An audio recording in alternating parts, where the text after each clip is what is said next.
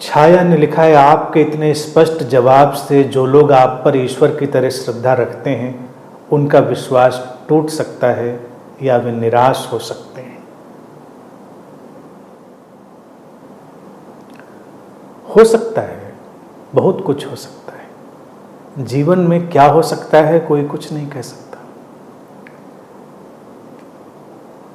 लेकिन इतनी बात तय है, उन निराश भी होंगे, उनका दिल भी टूटेगा, लेकिन वो कभी मुझे भूल नहीं सकते।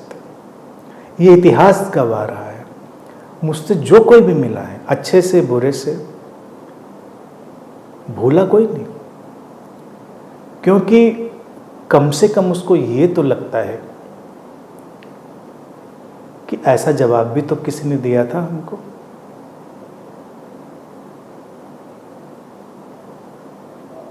निराशा और दिल टूटना ये तो उसके अपनी जो लिमिटेड माइंड की कंडीशनिंग थी उससे पैदा हुआ था,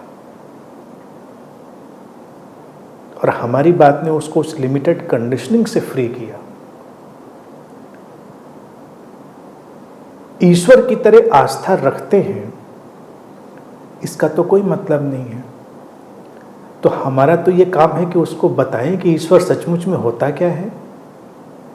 वो ईश्वर की तरह क्या यही मान के चलेगा जीवन पर्यंत कि रिमोट लेकर बैठा हुआ है ईश्वर? रिमोट लेकर नहीं बैठा है। आस्थाएं जो ऐसी बनती हैं वो टूटने के लिए ही होती हैं, इसलिए उनकी बहुत चिंता नहीं करनी चाहिए।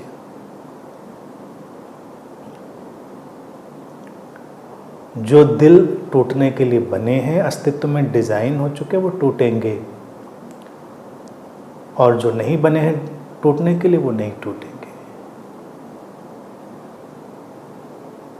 सच की बात उठी थी ना अभी, जैसे मौसमी ने पूछा और भी प्रश्न थे कि सच क्यों नहीं कह देते, तो इससे बड़ा सच और क्या कहा जा सकता है। बाकी सारे सच तो नगण्य हैं, तुच्छ हैं।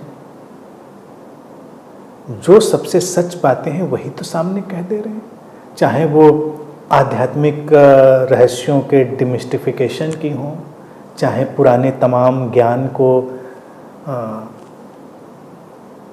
फिर से नए ढंग से रख देने की हों। तमाम लोग इतने बेसर्त ढंग से जुड़े हुए हैं, आप लोग भी उस पार जो भी नहीं भी मिले हैं बेसर्त ढंग से जुड़े हुए हैं। ये क्या कम है? ये बहुत चमत्कारिक है, अद्भुत है। तो मैं इसकी परवाह कभी नहीं करता कि लोग क्या मानेंगे। ईश्वर मानते हैं तो उससे उनको क्या मिलेगा, नहीं मिलेगा। मेरा जो काम है, जो अस्तित्व ने डिजाइन किया है, वो रख देना। और कुछ ऐसे दिल और कुछ ऐसे मन होते हैं जो निराश होकर, टूट कर, फिर से रीअसेंबल होकर अच्छे बन जाते हैं, तो उनके लिए वो भी जरूरी होता है, उनके लिए वो भी आवश्यक होता है। और एक छोटा सा फार्मूला देखिए, ध्यान रखें, जब हम ईश्वर की तरह मानकर कोई आशा करते हैं, या ईश्वर से कोई आशा करते हैं, अदृश्य ईश्वर से भी कोई आशा करते हैं, तो हम अपने को लिमिटेड बनाते हैं, सीमित बनाते हैं। उस विराट में क्या तय है ये तो हम जानते ही नहीं। जैसे आज के परिदृश्य में देखें, महामारी की बात को देखें, तो लोग कहते हैं ईश्वर क्या कर रहा है, ये इतनी हाहाकार, चारों तरफ चीत्कार, तमाम ऐसी बातें उठती हुई दिखती हैं ना। तो मैं थोड़ा पीछे गया, हिस्ट्री में सर्च किया, मैंने कहा कि देखें और विभीषिकाएं क्या लाती हैं। सेकेंड वर्ल्ड वॉर, मैंने उसका डेटा देखा पूरा, 39 से 45, 6 साल चली। ऑन रिकॉर्ड जो डेटा है वो दिया हुआ है कि तकरीबन 75 मिलियन लोग मारे गए 6 साल के लड़ाई दौरान, यानी कि 7.5 करोड़ से ज़्यादा लोग जिसमें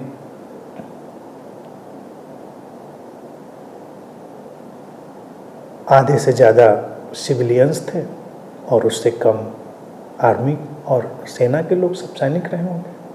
कितना बड़ा डेटा है।